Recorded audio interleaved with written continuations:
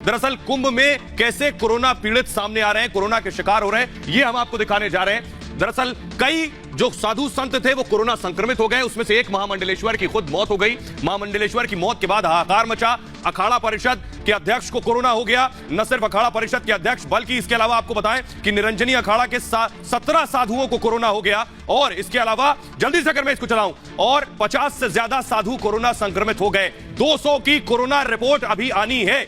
यह वजह है दरअसल कि यह कहा जा रहा है कि कुंभ को समाप्त कर दिया जाए। लेकिन आपको मैं बताऊं कि अभी भी एक और अखाड़ा है जिनका यह कहना है कि कोई इंसान, कोई संस्थान आखिर यह कैसे तय कर लेगा कि कुंभ समाप्त हो जाए। ये तो ग्रह और नक्षत्र तय करते हैं। सुनिए जरा। किसी संस्था विशेष का कुंभ खत्म हो जाए ऐसा नहीं होता है। सबका कुंभ है और कुंभ तो अपने समय पर ही पूरा होगा।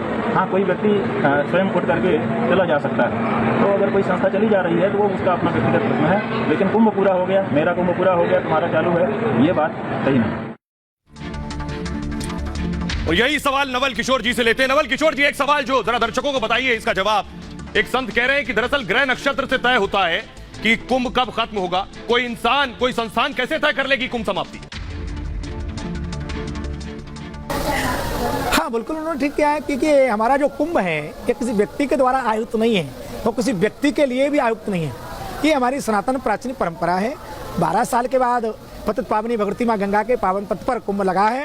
निसंदेह हम अपने कुंभ को पूर्णतः सरकार के कानून का पालन करते हुए, कोविड का ध्यान रखते हुए 27 तारीख तक जो भी हमारा स्नान रह गया उससे स्नान करेंगे गंगा में, अपने प्रतिनिधियों के साथ करेंगे।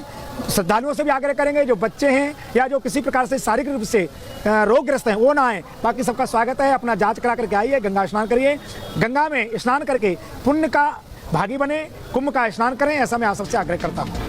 जी नवल किशोर जी, आपने आज बड़ी बैलेंस लाइन ली है। फिलहाल शुक्रिया आपका।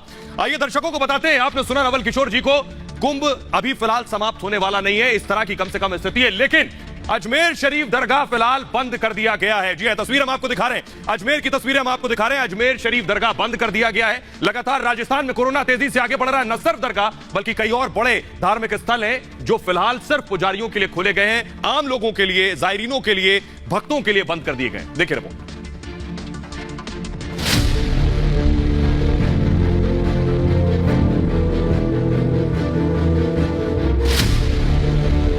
राजस्थान में कोरोना के बढ़ते मामलों के बाद सभी धार्मिक स्थल बंद कर दिए गए।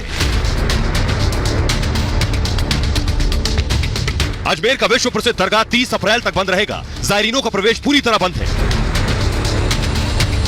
महाराष्ट्र में 15 दिन के मिनी लॉकडाउन की वजह से सभी धार्मिक स्थल बंद हैं। इसके तहत महाराष्ट्र का सबसे प्रमुख धार्मिक स्थल शिरडी को भी बंद कर दिया गया है। यहां हर रोज भारी संख्या में भक्त साईं बाबा के दर्शन के लिए आते हैं। कोरोना के कहर ने एक बार फिर भक्त को भगवान से दूर कर दिया है। मुंबई के प्रसिद्ध सिद्धि विनायक मंदिर में श्रद्धालुओं के प्रवेश पर रोक लगा दी गई है। 30 अप्रैल तक ये रोक जारी रहेगी। वहीं मध्य प्रदेश में भी 19 अप्रैल तक सभी धार्मिक स्थल बंद हैं। कोरोना की वजह से उज्जैन में महाकाल मंदिर को बंद कर दिया गया है। यहाँ होने वाली भस्म आरती के लिए श्रद्धालु दूर दूर से उज्जैन पहुंचते हैं। इसके साथ ही उत्तर प्रदेश में कोरोना के बढ़ते केस की वजह से काशी विश्वनाथ मंदिर के गर्भगृह में श्रद्धालुओं के प्रवेश पर रोक लगाई गई है। मंगला आरती की बुकिंग भी रोक दी गई है। और आइए बात करते हैं योगी आदित्यनाथ की। उन्हें कोरोना हुए 3 दिन हो चुके हैं, आज तीसरा दिन है। लेकिन योगी का प्रण देखिए कि पहले दिन भी योगी आदित्यनाथ अपनी टीम के साथ बैठक कर रहे थे कोरोना होने के बावजूद, और आज तीसरे दिन भी कोरोना होने के बावजूद, पॉजिटिव होने के बावजूद आज भी योगी आदित्यनाथ मीटिंग कर रहे थे। तो कोरोना को कैसे पटखनी दे रहे हैं कर्म योगी, देखिए जरा।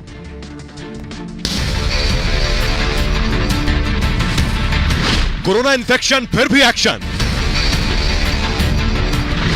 संदेश साफ है, रोको कोरोना का कहर। योगी की स्पेशल 11 से हारेगा कोरोना। उत्तर प्रदेश के मुख्यमंत्री योगी आदित्यनाथ भले ही कोरोना की चपेट में आ गए हों, लेकिन इसके बावजूद मुख्यमंत्री योगी आदित्यनाथ अपना संकल्प नहीं भूले। प्रदेश की जनता की हिफाजत करने की जो सौगंध सीएम योगी ने खाई थी, वो उसे निभाने के लिए कोरोना पॉजिटिव होने के बाद भी लड़ रहे हैं।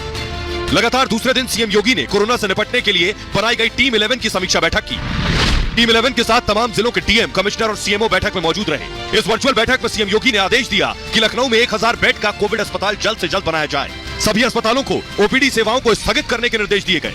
डॉक्टरों ने योगी को एहतियात बरतने के लिए कहा है, लेकिन घर पर रहकर योगी प्रदेश की सेहत का भरपूर ध्यान रख रहे हैं। हर 2 घंटे पर योगी के स्वास्थ्य की जांच हो रही है, लेकिन योगी प्रदेश की हालत के लिए चिंतित है। तो योगी आदित्यनाथ कोरोना होने के बावजूद लगातार काम कर रहे हैं, लेकिन बहुत जरूरी है कि हम और आप अपनी सुरक्षा खुद करें, क्योंकि सिर्फ व्यवस्था को जिम्मेदार ठहराना, सिस्टम को जिम्मेदार ठहराना काफी नहीं। हमारी भी जिम्मेदारी बनती है कि हम खुद सावधानी बरतें। लेकिन जो तस्वीर आ रही है निकल कर सामने, वो डराने वाली है, वो चौंकाने वाली है। वो ये बता रही है कि हम किस कदर लापरवाह हैं। वो ये बता रही है कि हमें अपनी जान की फिक्र नहीं है, लेकिन जब हम कोरोना के शिकार हो जाते हैं तो हम सिस्टम को दोष देते हैं। सबसे छोटी चीज, कोरोना से बचने के लिए छोटी से छोटी चीज हम नहीं कर पा रहे, हम मास्क तक नहीं पहन पा रहे। देखिए रिपोर्ट।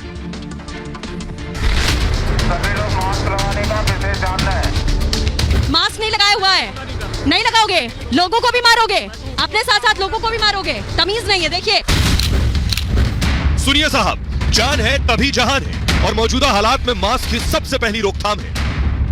दादा मास्क नहीं, सरकार चुनावी रैलियां कर ले। नहीं, आपको अपनी जिम्मेदारी, हमें कोई जिम्मेदारी नहीं। आपको अपनी सरकार अपनी जिम्मेदारी नहीं पाई। आपको अपनी जिम्मेदारी नहीं है। आप अपनी जान खतरे में डाल रही है, सरकार की डाल रहे हैं। बताइए, अपनी जान डाल रहे हैं। अरे इस सरकार में जीना ही मान लीजिए, लेकिन नहीं, इन्हें तो मास्क लगाना ही नहीं। बहाने ऐसे हैं कि कोई भी हैरान हो जाए।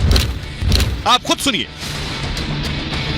देखते ही लोग मास्क लगाना शुरू कर देते हैं। दादा, अभी तक मास्क नहीं लगाया था आपने? मैं नाश्ता करने आ रहा था। नाश्ता करने आए थे, तो बहाने आप देख लीजिए कि बहाने 100 तरीके के हैं। आप सवाल पूछने चाहिए कि यहाँ पर भी मास्क नहीं लगाए हुए हैं। भैया मास्क लगा लीजिए ना। कोरोना की दूसरी लहर ज्यादा खतरनाक है, खासतौर से बच्चों के लिए। लेकिन इसके बावजूद कई लोग न तो खुद मास्क लगा रहे हैं और न ही अपने मासूम बच्चों को मास्क पहना रहे हैं। कि यहाँ पर भी बुजुर्ग बैठे हुए हैं, बिना मास्क के सब बैठे हुए हैं। मास्क नहीं लगाना है, मास्क नहीं लगाना है। जब सवाल पूछिए तो कहते हैं मास्क धोने को रखा है या उल्टी